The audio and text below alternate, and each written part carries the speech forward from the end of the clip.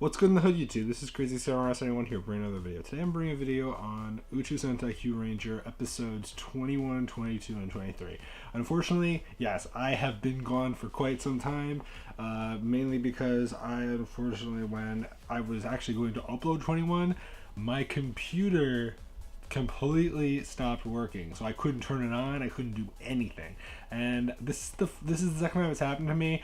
The last time it happened to me was, I think, in like February or March of this year, but that time it was like I got someone to resolve it fairly quick. This time they had parts on back order, so I had to wait a while, and it just made more sense because of cost and everything else. Since I already have a warranty, I didn't have to pay anything just to get a brand new computer. So I now have a much nicer, updated computer. They don't even make my computer anymore. So yeah, pretty happy with this one. Extremely fast. Should mean that I should be able to upload videos a lot faster than I have in the past. I went back and watched over episodes 21, 22, and 23 now, so I am caught up with this, and I'm going to give you guys a review of these episodes. I have a bunch of other videos going up later today and probably the next couple of days, but I just wanted to do this one just to know that I have caught up to the most recent episode. So, without further ado, let's start off by just making it clear I'm not going to be doing a full-length review as I typically do for all three of these. So these are not going to be 20-minute reviews a piece or something like that, or 15-minute reviews a piece or whatever. These are probably going to be like 5 to 6 minutes a piece, making it about 20 minutes. Could be less. We'll see what happens. It might be much shorter. Just wanted to give you guys a brief heads up on that, just since I haven't made reviews in a while for this show, and not because I didn't want to, but because I haven't been able to, and it didn't make sense to do it as though it were present tense back then, since I didn't know when I was actually going to upload these. So anyway, the first episode was one that came out a few weeks ago, as I've said before. That was the episode that basically ended the whole entire Scorpio and the whole Scorpio saga, and that was Goodbye Scorpio, Time for Argo Revival. So basically what happens is it continues off before episode 20 ends, and it leads to Scorpio being defeated after initially having his mask removed off and battling his brother. Eventually Scorpio does cure Stinger from potentially being killed, and Scorpio finally realizes that he shouldn't have been the way he was, and he wants his brother to protect his friends and do right by the world. So all that happens, eventually the Kyurangers do get all three Kyotama that they need to revive Argo. So following that, they end up going to the Argo they end up summoning the Argo ship and go in to find a being existing within, who's in some sort of hibernating sleep that he's been sleeping in for 300 years. This guy, he has hair that goes down to like, I don't even know, like probably his chest, if not lower, and but he's very mysterious, and he's someone that's a legendary fighter. And so what ends up happening is that the Kyurangers actually, a couple of them go to deal with that, but the others go and have to deal with some consumerizes, because all the consumerizes are being summoned down to Earth to attack and suck dry the planetium out of the Earth. So what happens is that this new one is Ho-Ho Soldier, which his name is Otaru Soruji. I might be saying it a little bit wrong, but I'm not Japanese. But anyway, what ends up happening is that he ends up summoning forth his changer, which is a sword and shield weapon combination. When he goes to transform, he actually basically does like this refresh kind of thing on himself, which basically allows him to remove all the hair off of his, make his hair fairly short. He's shirtless, and he ends up transforming into his Ho-Ho Soldier form and goes into battle, beating up the majority of the consumers that were flying down to Earth to take out all the planetium. So at that point, everyone's like, wow, this guy's amazing. He does all this crazy stuff. He's pretty powerful. But he's also very cocky and makes it out like he's like this great person. And so everyone is not necessarily convinced whether or not he's someone that they should look to as a positive figure, or if he's someone that's suspect to being, you know, a little too full of himself or troublesome. But they're willing to test it out. So eventually, though, he ends up disappearing, and then the next episode is set up to happen. So that's basically what happens. Again, also Stinger does bury his brother. Stinger also apologizes to what he did in the past, and you know, it's a nice, sweet episode. I know, very general, very short, brief review, but I'm trying to make this shorter because this one I haven't seen in a while, and also because I just wanted to get these done with, just to make sure you guys are caught up. If you're not aware, yes. So that does happen. Scorpio does perish in battle, and the focus then switches over to Ho-Ho Soldier and more of Don Homage and that stuff, which is pretty interesting. So 22 different episode is called The Legendary Savior's True Character, and it focuses on who the Legendary Savior is. Doesn't really go into what his background is. More so happens in episode 23, which is the most recent episode that just came out this past weekend. But we'll get to that when I'm finished just giving some background on 22. Episode 22, what it does is it ends up bringing two Kyurangers to the planet Keel, which is where Eris, the forest guardian, lived. That you might remember her. She was the girl with the platinum blonde hair, basically, that was Asian or whatever. So obviously not natural, but that's how it works. So what ends up happening is that leads to Balance and Champ going down to planet Keel to talk to her to try to figure out more information about Ho-Ho Soldier, or Otaro, basically. And what ends up happening is that Otaro does appear on the Orion, off of the Argo ship, speaks to the Kyurangers, and Sho tells Raptor and Spada to work with Ho-Ho Soldier. Raptor basically is the beautiful assistant, which she obviously has some sort of, imagery that she typically has in the show, which is, very usual, some sort of daydreaming sequence. And Spada doesn't, but Spada is like the chef, so yeah, the two of them work together with him, and at first, he's very much so in his own world, tries to do things that he wants to do when he wants to, and eventually what ends up happening is that he ends up going to the Dark Matter Universe. He ends up wanting to go to investigate the Dark Matter University, which is being held by Manavel, which is a consumer as. The thing that we end up learning over time, what ends up happening is that the Kyurangers that were not originally assigned to go with him, which end up being, Lucky, Kotaro, and Naga, are told to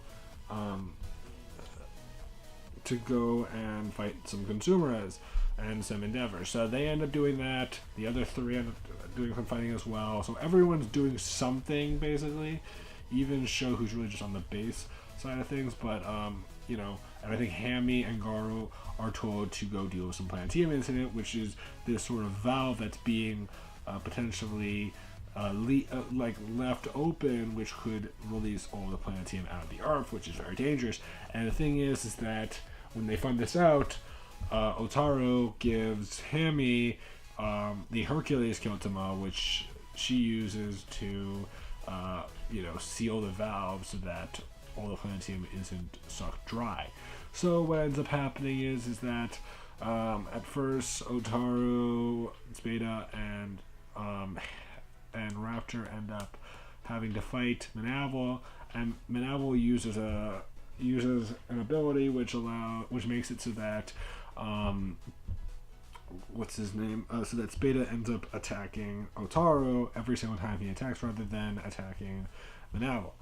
But eventually, Otaro doesn't consider them worthwhile and considers the Kyurangers to be, they've done their part. You don't have to fight anymore. You saved me. That's why you're a savior and all that. Even though in reality their minds are like, no, we fight to save the world. We're not here just to save you. You're a part of it, and we're willing to help you, but we want to protect everyone. And the thing that's very important about that is that, like, if a person's in trouble, he doesn't care as much. He'll let them do their own thing, but he's not looking to protect them. And that's something that has happened in the past with some of the Kyurangers that, like, have lived in the past, where, like, they'll be brought back to life and they'll have no interest in protecting people. Like, one of the best examples of that would be Gosei Knight from Goseiger. Like, he had no interest in protecting people. There's been several other seasons that have done that in the past, like Black Knight, and I forget if Uchi from Kyuranger was like that. Kyuranger was like that, but usually ones that have lived in the past tend to not always be like that. It really depends, but they tend to emphasize that in a number of seasons, where it's like the one that lived in the past doesn't necessarily focus on protecting people, and more so focuses on what their overall goals were, or like humans did them wrong. Really depends. In this case, he is a human, so it's not like you can say that, but you get my point. So anyway, what ends up happening is that eventually the Kyurangers do end up fighting, and at one point or another, Ho-Ho Soldier ends up summoning his Voyager, and he ends up using the base form, which is this rocket form. He ends up using the satellite form, and then he ends up using Giganto Ho-Ho, which is the mecha form for him, which is really cool. It has these satellite panel weapons, which he uses to even deflect attacks, which is really awesome. But he also uses them as blades, which is really cool. So it's a really cool mecha. He even uses that, which he ends up releasing it, like the satellite base configuration. He ends up removing it and traps his opponents, using it as kind of like a ring to trap them in, similar to the Maji Bind from Gokaiger, where they ended up using the Maji Dragon as a auxiliary sword, and they end up binding the opponent in it and then finishing them off. Similar to that, except in this case it's sort of like the satellite ring goes on them, traps them in place, and then he's able to destroy them. Really cool concept. I like that. Also, when the satellite ring docks onto Ho-Ho Voyager, it's very similar to the Red Hawk from O-Ranger, which in America was Zeo Red Zord, when it docks onto the Zeo Megazord or onto the O-King or whatever. Really, really cool stuff. Just overall. So then let's go to, so after that we end up learning as well that apparently Dharmamars is supposed to be dead, because apparently Otaro did supposedly kill him. He's also the one person, which I forgot to mention, was the first to find a Kyotama, and had helped bring several universes and groups of people together, but things obviously have changed. So now we'll get into what episode 23 was, which was Become My Shield. Now this episode was pretty cool, most recent episode obviously. This one, what ends up happening is that the Kyurangers want to investigate why is Don Armage still alive, and how could this be? And apparently the Dark Matter has rewritten over history because they didn't know of Otaro. It's not like he was making that up, and at first it sounded like he was just this cocky person that tried to make it out like he was the best thing ever and like everyone should just know of him. In this case, it's like, it's not even that everyone should know of him, it's that he's supposed to be known of, but like Dark Matter rewrote history, making it so that he was forgotten, and that's why for years now no one has known of Otaro. So what ends up happening is that the Kyurangers go down to the broadcasting base, and I forgot to also mention the fact that there are these Vice Shogun, which is who Dark Matter is working with, and those are the highest level soldiers above the magistrates, but below Don Armage himself, and one of them is called Tetsu. Tetsu is this kind of big guy who is kind of tall and thin. Reminds me of one of the one of the lead generals from Go-Anger. The head, it reminds me of like the head general or whatever that we end up seeing in that show. The one that's really big, except rather than like having like a hammer kind of thing going for him, he has like a wrecking ball. Pretty interesting. But he also has some other things as well, and he's a very cool general. So what ends up happening is that we end up having Ho Soldier broadcasting around the galaxy about how Ho Soldier was the only person to actually have defeated Don Armage. And at first, a basic Suyo consumer is, which is like the second level degree of a mouse of an endeavor, ends up appearing before them and fights the Kyurangers. But eventually, the Vice Shogun shows up with, and also Lucky, Hami, and Garu end up also fighting, as well as Naga and actually I'm forgetting if Naga fought, but the point is that those three at least end up fighting alongside Ho Soldier, Raptor, and Spada to battle the Vice Shogun and the Suyo Endeavor. And what ends up happening is that eventually they do have to retreat because of the fact that they're fighting a Vice Shogun. And at one point or another, we end up, at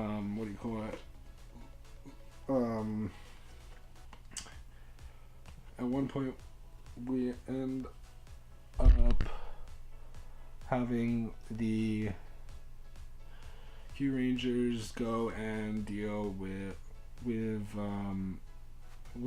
they end up learning about who really is, from Eris, who is Ho Soldier, which she ends up telling them that yes, he was the first to get a Kyutama, and he actually ended up getting 88 warriors to fight alongside him. But the thing was that, and this was after Lucky was told by Ho Soldier to become his shield and act as a shield for him. He's told that they sacrificed their lives and they gave their lives in order to battle Don Armage. But the thing was that even though he was considered immortal, in the end he had to sacrifice several of his 88 warriors, and at the same time he had to give up his immortality to defeat Don Armage. But unfortunately he was not able to actually defeat him, and so Orion, one of the original Kyurangers, ended up actually having to, keep him in a hibernated state, a cryogenic almost like state, to keep him alive, and make it so that later on future Kyurangers would be able to bring him back and use Otaru to fight Don Armage in the future.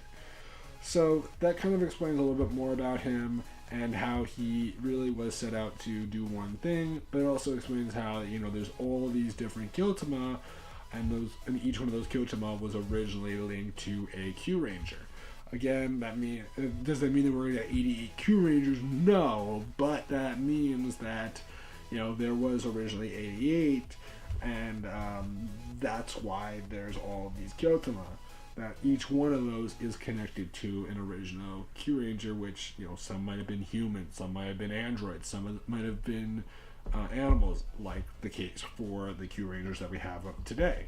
So it's pretty interesting. Eventually, what does end up happening is that we end up having a battle occur with Tetsu, a Mastery, and also a Deathworm. But this is a metal Deathworm, which is one that's way more powerful than the typical ones we've seen, and those were still powerful. But in this case, We end up hearing from Lucky, who tries to convince Ho Soldier that we're not just going to be your shield. As a warrior, as warriors, as the Kyurangers, we fight as a team because it's not enough for one of us to fight. It's more important that we all fight as a team because we've us together we're able to accomplish so much more as a united force. So obviously this then leads to the question of what happens from there. Well, eventually Hammy, Lucky, Garu,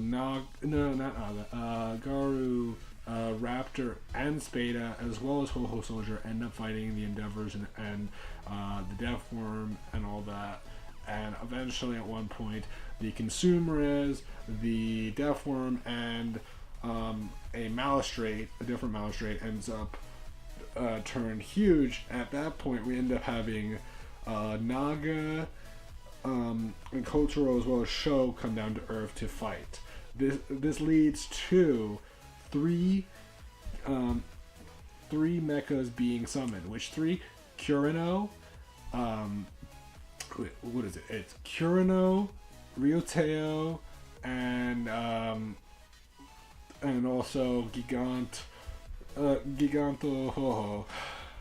So yes, all three of the main mechas that are currently in the show. And again, there's supposed to be a fourth one later on down the line that will come into the show. But all three of them are summoned to fight these different dark matter enemies, and they do fight well.